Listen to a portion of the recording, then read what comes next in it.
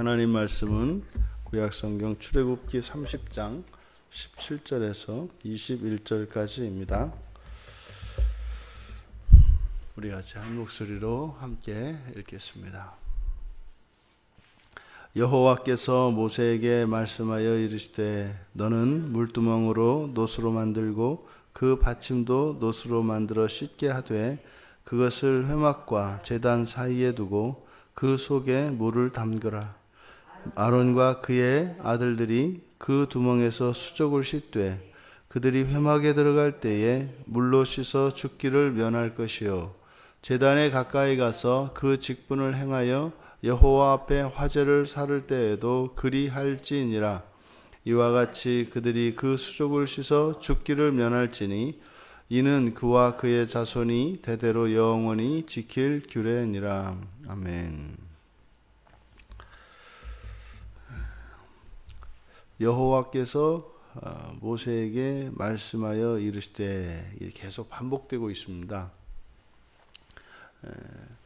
이제 하나님의 계시가 이제 사람들에게 주어질 때 그 계시가 주어지는 방식들이 있는데 이제 그 가운데 하나가 지금 우리가 계속 반복해서 보고 있는 말씀하여 이르시되라고 하는 표현입니다. 여기 보면은 말씀하다, 이르다, 둘 다 말하다라는 뜻입니다.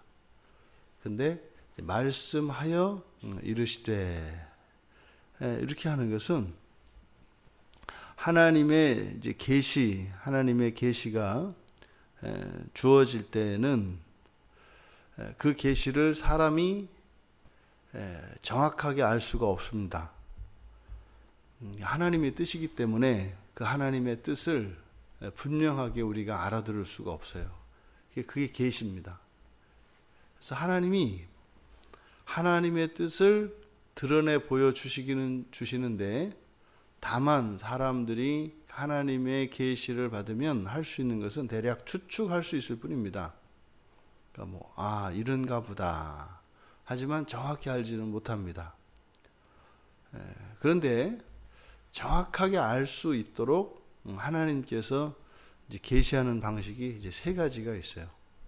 그게 지금 이제 출애굽기에서 이제 많이 사용되어지는 말씀하여 이르시되라고 하는 이 표현인데 이것은 말로 계시한다라고 하는 겁니다.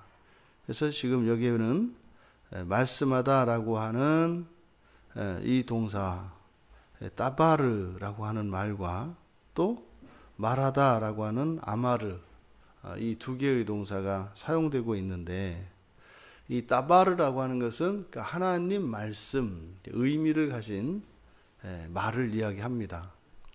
그러니까 우리로 말하면 언어에 해당하는 것이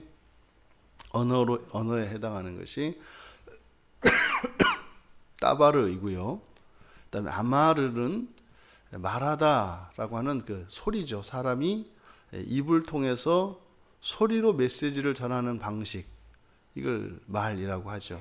수화는 손으로 이제 전하는 것이고, 수신호는 손으로 어떤 표시를 해서 이렇게 이제 의사 전달하는 거지 않습니까? 말이라고 하는 것은 사람의 성대를 울려서 소리를 내서 그 소리를 가지고 의사를 전달하는 방식을 말이라고 하죠. 그러니까 따바르는 그 말이 가지고 있는 그 내용, 그것을 따바르라고 한다면 어떤 의미, 어떤 계시를 사람에게 전하는 수단으로서의 말, 이게 이제 아마르다 이 말이에요. 그러니까 지금 말씀하여 이르시되라고 이제 계속 반복되어지는 이것은 하나님께서 사람의 말로 하나님의 뜻을 따바르 하셨다. 그 말씀을 드러내 보셨다. 이런 뜻이에요. 근데 여기서 이렇게 말씀으로, 그러니까 말로 하나님의 말씀을 주시는 방식이 있고, 그거는 귀겠죠. 사람의 이 감각기관인 귀를 통해서, 그리고 지성을 통해서 그 하나님의 말씀을 알아듣게 합니다. 이게 이제 뭐 요즘에도 뭐 어떤 사람들이 이제 하나님 말씀 듣기, 음성 듣기 막 이제 이거 하는 분들이 있다 이 말이죠. 그러니까 귀를 통해서 이렇게 듣고자 하는 거죠. 또 하나 이제 성경에 나오는 것을 보면 이제 임하여 이르시되라고 하는 표현이 있어요. 임하여 이르시되. 그래서 이 임하다라고 하는 것이, 임하여 이르시는 것이 성경에 맨 처음 나오는 게 창세기 15장에서 횃불 언약을 맺을 때 아브라함에게 임하실 때거든요. 그때 임하여 이르시되, 그때 임한다라고 하는 것은 첫째 가시적으로 보여주는 겁니다. 그래서 임하여 임하시되 할 때 환상으로 나타나는, 우리 눈으로 이렇게 이제 보게 하시는 거죠. 그러니까 뭐 이제 뭐 하나님을 봤다, 뭐 여기 이제 임하여 이르시는 거예요. 그러니까 눈으로 보여주셔서 이제 계시하는 방식이 있어요. 근데 희한한 것은요, 말씀은 똑같이, 계시는 똑같이 주어지거든요. 근데 어떨 때는 귀를 통해서, 청각을 통해서 하나님의 계시를 가르쳐 주시고, 어떨 때는 또 시각을 통해서 또 보여주시는 거죠. 그 다음에 우리말 성경에 임하여 이르시되라고 이렇게 번역이 되어 있지만 좀 다른 의미를 가지고 있는, 그래서 민수기 22장 20절에 발람 선지자에게 하나님이 임하여 이르시되, 그때 임하다 이렇게 되어 있습니다. 근데 그때 임하다라고 하는 것은 보라고 하는 동사가 사용되거든요. 그러니까 보는 안으로 들어가다, 그렇죠? 우리가 아브라함 이야기할 때 내려가고 들어가고 뭐 이렇게 그 동사에 대해서 이야기했단 말이에요. 내려가는 거 이제 야라드, 안으로 들어가는 거 보, 이렇게 얘기해요. 그러면 임하다라고 번역되어진 이 단어가 보를 번역한 경우가 있어요. 그러니까 보겠어요. 안으로 들어온다, 이게 무슨 말이에요? 흔히 말하는 게 나귀에게, 나귀 안으로 이렇게 들어가시는 거예요. 그래서 돼요? 나귀 입을 열어서 이렇게 말을 하는. 그러니까 하나님께서 계시하시는 방식이 이렇게 말로 하셔서 사람이 귀로 알아듣게, 그리고 환상으로 나타나셔서 임하여 사람의 눈으로 보고 알아볼 수 있게, 그리고 안으로 임하여 그냥 직관적으로 아는 거죠. 이게 이제 하나님이 계시하시는 방식들입니다. 근데 이것은 이제 구약의 방식들이에요. 이런 것을 추구하는 것이 어리석습니다. 왜냐하면 이미 하나님의 계시가 완성이 돼서 성경으로 있기 때문이에요. 하지만 우리가 이 성경을 읽을 때, 그래서요, 눈으로 보고 귀로 듣고 마음으로 읽어드려야 되는 거예요. 성경이 그렇습니다. 그냥 눈으로만 본다고 해서 보여주는 거 아니죠. 글자를 그냥 쭉 읽어나가는데 희한하게 그냥 쫙 껍질만 지나가잖아요. 아무 의미도 없이 이렇게 하얀 건 종이요, 까만 건 활자로다 확 하는데 몇 장이 넘기고 나면 앞에가 하얗고, 하얀 게 그렇죠, 하얗죠. 그냥 글자 이렇게 활자가 이렇게 들어가지 않아요. 이게 어떻게 돼요? 그래서 성경 읽기의 기본은 소리내서 읽는 겁니다. 눈으로 보고 소리내서 읽는 게 성경 읽기의 기본이에요. 근데 성경 읽기 전에 어떻게 해요? 반드시 기도하죠. 그러니까 성령께서 도와주지 않으시면 이게 눈으로 보고 귀로 들어서 이것을 읽어드려도 머리에서 가슴으로 들어가질 않아요. 그러니까 머리에서 알겠는데 전혀 감동이 없다고요. 그러니까 그냥 수돗물만 나와요. 수돗물만 이렇게 그 지하수, 그 생수를 이렇게 마셔서 이게 시원하다 그래야 되는데, 수돗물 먹듯이 이렇게 소독약 냄새 나고, 이렇게 먹기는 먹었는데 이렇게 갈증은 안 풀리고 하는 이런 일이 일어나죠. 그래서 하나님의 그 계시의 방식은 오늘날 우리들이 성경 읽기와 성경 읽기에 적용할 수 있겠다. 근데 지금 여기서 계시하는 물두멍, 하나님께서 말로 언어를 사용하셔서 이제 모세에게 들려주신 또 한 가지의 내용은 이제 물두멍에 관한 것입니다. 노수로 만들으라고 하는 것이고요. 거기에 물을 담아서 아론과 그의 아들들이 이제 씻을 수 있도록 하라는 거죠. 그래서 회막에 들어갈 때, 그리고 회막에 들어가지 않더라도 뜰에 있는 번제단에서 제물을 드릴 때, 그러니까 제사장 직분을 감당할 때 물로 씻으라는 거예요. 그래서 이 물로 씻는 것은 본문에서 죽기를 면하게 하라는 거예요. 죽기를 면하게 하라. 이게 죄책이죠. 그러니까 불결과 이 부정, 그래서 그로 인한 그 결과는 죽음입니다. 그래서 죄가 결과한 것은 사망이죠. 그러니까 그것을 면할 수 있도록 매일 씻으라는 거예요. 그러니까 이 제사장들이 제사장 직분을 수행할 때조차 매번 씻어야 합니다. 매번 씻어야 합니다. 이것이 구약의 회개의 특징이에요. 그래서 매번 할 때마다 물로 씻어서 자신들의 이 죄책과 죄책을 면할 수 있도록 씻어야 돼요. 그걸 씻지 않으면 죽습니다. 그러면 여기서 지금 이 제사장들이 물로 씻는 이 행위는 신약에 오면 뭐겠어요? 세례요? 회개인 거죠. 디도서 3장 5절에 보면 중생의 씻음과 성령의 새롭게 하심으로 이렇게 나와요.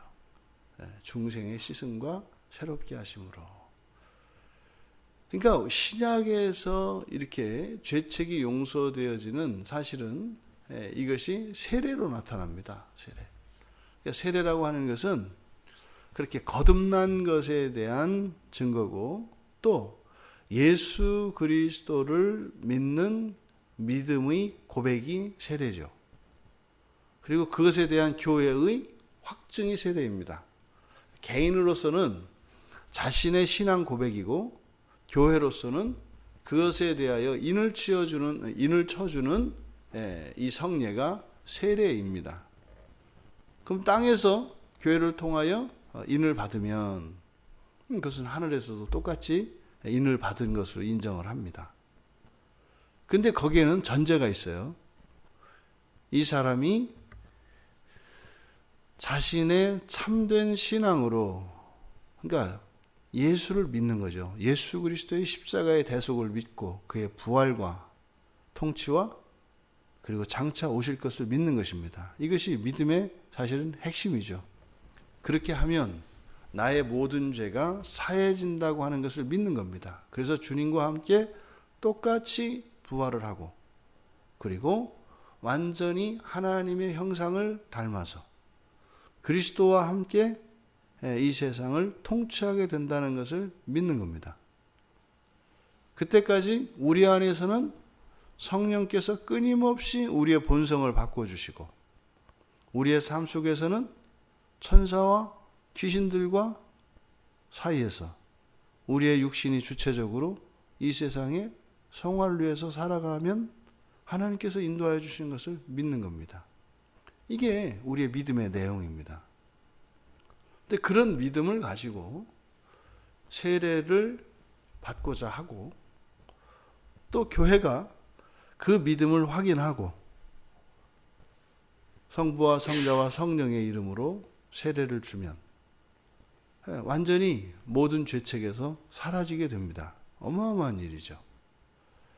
구약의 제사장들조차 이렇게 속죄제를 드리고 거룩한 옷으로 지음을 받아 거룩하게 되고, 또 화목제를 드려서 하나님과 화목하여 또 거룩하게 되고 하나님과 만나고, 이렇게 하는 제사장들조차도 매번 물로 씻어서 자신들의 불결을 씻어 죄책을 면해야 합니다. 그래야 죽지 않습니다. 근데 신약에서는요, 단 한 번의 세례로 모든 죄책이 사라집니다. 얼마나 좋아요. 얼마나 좋아요.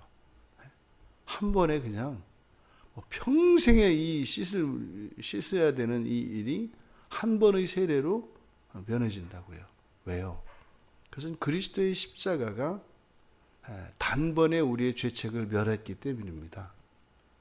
근데 남아있는 것은 이제 오염의 문제라는 말이죠. 그 오염의 문제, 바로 그것이 디도서에서 이야기했던 성령의 새롭게 하심이에요. 성령의 새롭게 하심은 뭐겠습니까? 이것은 곧 우리의 회개와 일치합니다. 우리의 회개는 우리 안에서 성령께서 새롭게 하시는 그 일의 외적 표현입니다. 그러니까 성령이 우리 안에서 일을 하시는지 안 하시는지, 우리를 새롭게 하시는지 안 하시는지를 알 수가 있어요. 왜요? 우리가 죄를 깨닫고 그것에서 돌이키기를 해서 다른 삶을 살기를, 다른 생활 방식을 선택하기를 원해요. 겉으로. 그러니까 압니다. 그러니까 우리 안에서, 그러니까 본성에서 일어나는 변화는 반드시 우리의 생활의 이 양식, 양태를 바꾸게 됩니다. 달라진다고요. 우리 안에서 일어나는 본성의 변화는 절대로 겉에서 아무 일도 일어나지 않은 것처럼 태어날 수가 없습니다.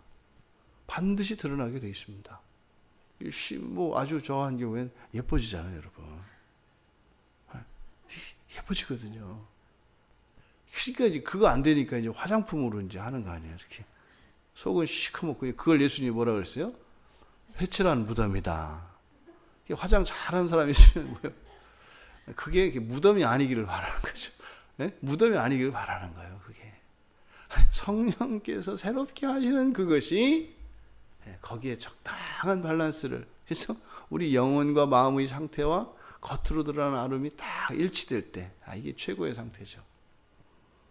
그러니까 우리의 회개를 통해서 우리의 본성을 새롭게 하시는 성령의 일, 이것이 계속 일어나요. 그러니까 이 물두멍을 통해서 장차 예수 그리스도를 통해 이루어질 단번의 죄책을 사라지게 하는 회개와 세례와 그리고 그 이후에 날마다 새롭게 하시는 성령의 씻어주시는 그 일들이, 새롭게 하시는 그 일들이 우리 회개로 나타납니다.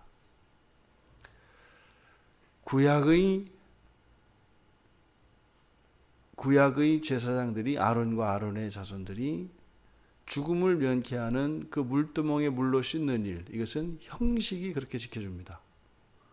그 형식을 지키면 면합니다. 근데 신약에서 이런 세례와 회개라고 하는 것은 형식이 그렇게 하지 않습니다. 믿음이 그렇게 합니다. 이것이 구약과 신약의 차이죠. 근데 이 믿음이라고 하는 것은 또한 형식을 포함하고 동반합니다. 근데 그 형식 자체가 우리들에게 주질 않는다. 근데 왜 구약에서는 형식이 그런 죄책을 면하게 하고 신약에서는 왜 또 형식 플러스 믿음이냐? 오직 믿음도 아니고 형식이 없는 내용은 없어요. 믿음이 겉으로 드러나는 형식이 없는 믿음이 없다고요. 믿음은 반드시 외적으로 표현되게 돼 있다니까요. 형식으로 나타나게 돼 있어요. 이게 요즘에 우리 그리스도인들이 오해하는 부분 중에 하나죠. 믿음 그러면 심리적이고 우리 안에 내면에서 일어나는 일이라고 생각을 해요. 그러니까 구약의 형식은 겉으로 드러나는 것이었다면 신약은 어떻게 해요? 겉으로 드러나는 것이 안에 있는 것의 증거로서 나타날 때 유효한 거예요. 사실은 오직 믿음으로 할 때 믿음에는 자연히 그 형식은 그냥 1+1으로 따라오는 거예요. 그래서 그냥 오직 믿음이라고 이야기하는 것이지, 그 오직 믿음으로에는 형식은 아니다. 그런 거 안 해도 된다. 이게 지금 우리 한국 교회에 들어와 있는 독약입니다. 독약. 그러니까 은혜로운 새벽이 되기를 바랍니다. 이 물두멍에 대한 계시는 신약의 세례와 회개를 의미한다. 그런데 이것은 구약에서는 형식으로, 신약에서는 믿음으로. 그런데 이때 믿음이라고 하는 것이 형식이 배제되어진 것이 아니라, 형식 자체가 아니라 안에서 있는 증거로서의 형식을 믿음으로라고 말하는 것이다. 자신의 삶에 그리고 신앙의 태도에 변화가 없다면 그것은 구약으로 말하면 물두멍에서 그 물두멍에 있는 물로 씻지 않는 것입니다. 날마다 이제 세례를 받으셨으니 이 자리에 계신 분들은 다 세례를 받으신 분들이죠. 여러분들이 그렇게 성령이 새롭게 하시는 그 회개의 유익을 누리실 수 있길 바랍니다. 그래서 죄책에서 벗어나는 정도가 아니라 죄책은 이미 세례를 통해서 다 벗었다고요. 그럼 우리는요, 새롭게 하시는 그 본성을 변화시키시는, 그래서 하나님의 형상을 닮아가는, 단지 죽음에서 면하는 것으로 만족해서는 안 된다 이 말이에요. 그리스도인들은 하나님을 닮아가는 일에 특별히 부름을 받은 것이 신약의 그리스도인들이십니다. 오늘 하루 여러분들의 삶이라고 하는 이 형식이 우리의 내면의 믿음의 발로이기를 바랍니다. 그래서 우리의 일상에 일어나는 작은 변화들이 우리 안에서 성령으로 말미암아 날마다 새롭게 되어지는 그것의 열매들이기를 바랍니다. 그래서 그렇게 우리의 본성의 변화를 통하여 하루하루의 삶의 의미와 보람을 누리시고 감사할 수 있는 우리 모두 되기를 주님의 이름으로 축원합니다. 존귀하신 하나님, 저희들이 세례를 받고 회개를 하는 것이 어떠한 의미인지 오늘 말씀을 통하여 더욱 분명하게 깨닫게 됩니다.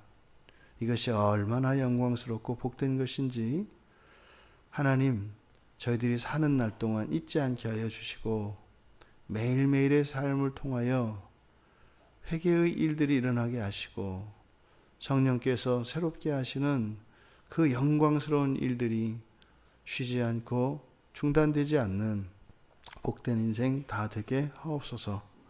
감사하며 예수님의 이름으로 기도하옵나이다. 아멘.